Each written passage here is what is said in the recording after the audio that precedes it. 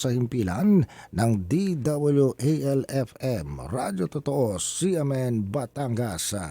CNN Live Nation. Renz Belda, magandang araw sa iyo. Magandang umaga Ariel, magandang umaga Pilipinas.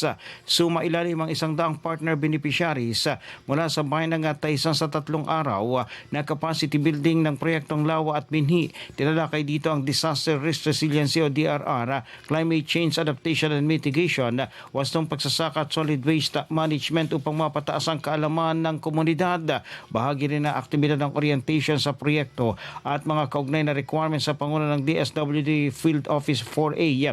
Katuwang ang Batangas PSWDO. Susundan ito ng 10 araw na implementasyon ng mga gawain para sa food security at what RP CCAM through Project Lawa at Binhi. Ang implementasyon nito ay sa pakikipagtulungan ng lalawigan ng Batangas sa DSWD Field Office 4A sa panguna ng Provincial Social Welfare and Development Office at Provincial Government, Environment and Natural Resources o PGNRO. Samantala, katuwang naman ng lalawigan sa implementasyon ng MAU, MENRO at MSWD ng bayan ng Taysan at Balayan, Batangas. Mula sa DWALFM 95.9 ito, si Renz Belda ng CMN Batangas nagulat live para sa CMN Pilipinas. CNN Live Nationwide. Maraming salamat.